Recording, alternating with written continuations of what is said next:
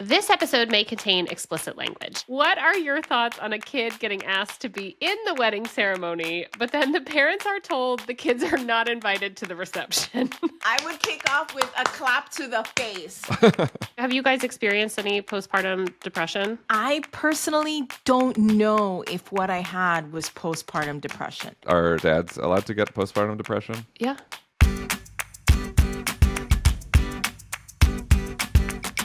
Welcome to Care and Feeding, where we get into the joys, challenges, and everyday realities of parenting.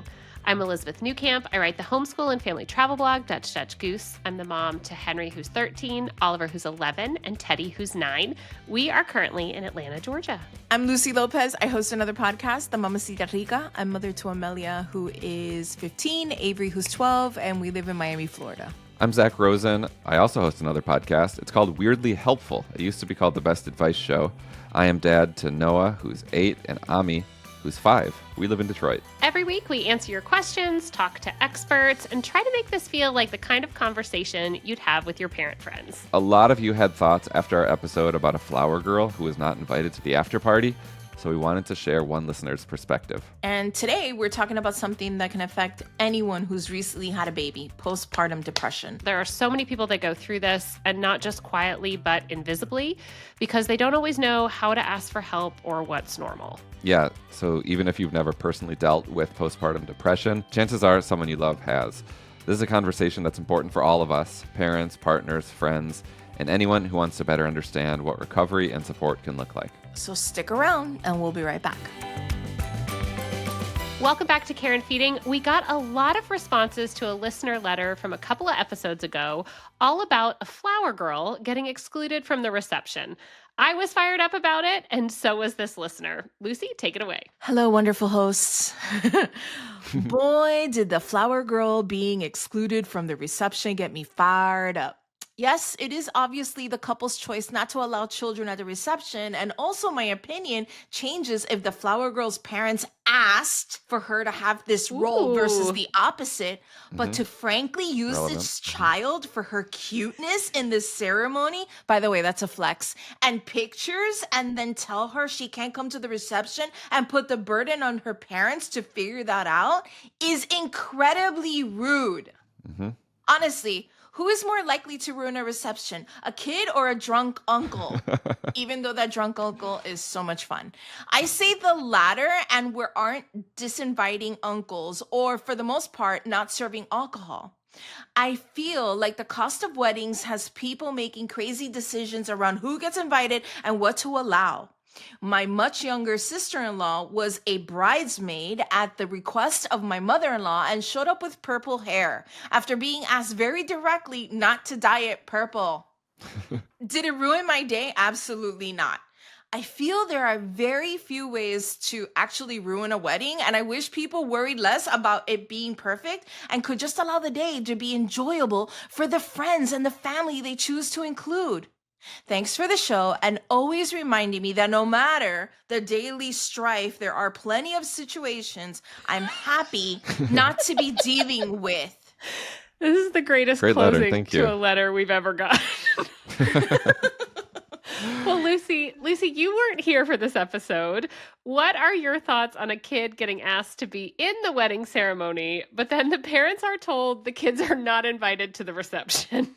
First of all, okay, I would kick off with a clap to the face.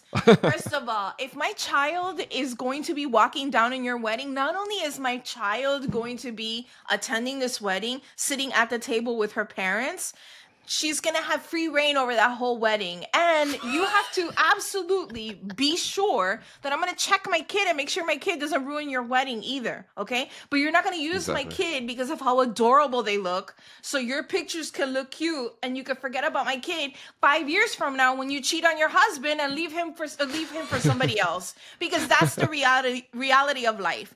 Le va a pegar los tarros and that's it. That's Party's it. over. Party's over. I mean, hello. Why would you do That's that? your Why whole would you use future. why? Because my kid is cute. Because it matches some delusional Pinterest board that you've had in your head since you were 17 years old. No, that's not how life works. Okay. If my kid is walking in your wedding, guess what? My kid is gonna eat the filet mignon. My kid is gonna eat the lobster tail, and my kid is gonna have her choice of sodas. Yeah, I'm gonna let her drink all the caffeine she wants. Whoever did this, ew. See, I thought I was worked up. Ew. That's rude. That's so rude. I mean, hello. Oh, and on top of that, I have to spend money on whatever dress that flower girl has to wear and get her hair done however ridiculous way you choose. And God knows if if this bride chose this baby to be the flower girl purely based on their hair. Because that is a thing. Does That's she have bizarre. ringlets? Oh, Shirley Temple. No. I love No. this so much. No. All right, Keep sending us not. letters, please. Yes, please. listeners, we love hearing from you. You, of course, know where to find us. You can email us at careandfeedingpod@slate.com. You can come find us in the Slate Parenting Facebook group or give us a call, 646-357-9318. We're going to take one more quick break and we'll be right back. Let's be honest, life gets messy, families fight, coworkers overstep, partners do weird stuff in bed. Luckily, Slate's advice columnists have seen it all. Sign up for the free Slate Advice newsletter and get our latest takes on sex, parenting, money, and every moral gray area in between, plus exclusive bonus letters delivered straight to your inbox. Subscribe now at slate.com/advice. Have you guys experienced any postpartum depression or like in your life? Are dads allowed to get postpartum depression? Yeah.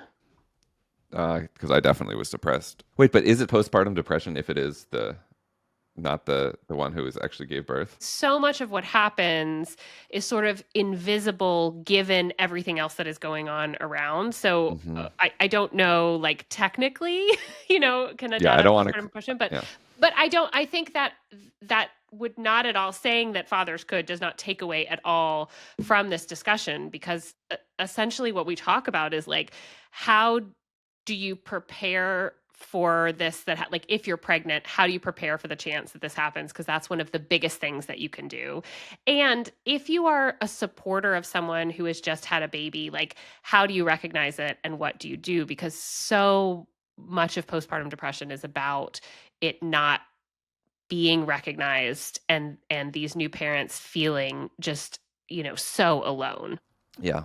I mean, I personally don't know if what I had was postpartum depression, and I'm going to be real. I was working a shift on air on the radio where I had to be in a studio 3 months later, pretending like I didn't even have a baby. That was with my first pregnancy. The second pregnancy was different because the director at the time had children and he understood the importance of me taking time. But I feel like, as currently right now, as we're recording this, reflecting on that time in my life, I do know that there were moments where I was like, I hated certain people and I did not know where that came from. I was like, if I see this person in front of me, like disgusting, like I could smell them. It was weird. And I wasn't pregnant, obviously. I already had the baby. And it didn't happen till like 3-4 months after giving birth, where I was just like, I cannot stand this person and I don't know why. And I feel bad because I'm not like that, I mean, I'll mess around and be like, I can't stand that person. Well, we definitely talk about there's a lot of hormonal changes and things that go on. And I didn't know how to handle it because I was an older mom. Yeah. So to speak, like I was 33 when I had Amelia, and I think I was like 36 when I had Avery, or 35. Well, I think the good news is that this is a very like normal experience. And so knowing that you're not alone, but also like there are a lot of resources, and the biggest thing you can do as a friend of someone that you see going through this, or as a partner to someone that you see going through this, is helping them by getting them the appropriate help. And that is so often what is missed, which is why I think this conversation is like so important to have in a group of people who are around people with kids, right? Like, so yes, it's important if you're expecting, but also I think it's even more important if you're just someone around people that are expecting. I think a lot of it though is this idea of like, you cannot be with the baby. Like that is one of that the physical presence with the baby feels like something you don't want. And that is where the shame comes from and why they don't ask for help. Because everything you see about new moms is like that you should be with, you should want nothing more than to care for this. And like, you don't even want to get out of bed. If today's conversation brought something up for you, or if you've experienced postpartum depression yourself and want to share your own advice, we'd really love to hear from you. You can email us at careandfeedingpod@slate.com, join the conversation in the Slate Parenting Facebook group, or call us and leave us a voicemail, 646-357-9318. And if you're struggling right now, please know that you're not alone. You can call or text the Postpartum Support International helpline at 1-800-944-4773. That's 1-800-944-4773. They have free confidential help and lots of resources that they can offer you. And we'd love to keep this conversation going. You can tell us what resonated or share how you supported someone through postpartum depression.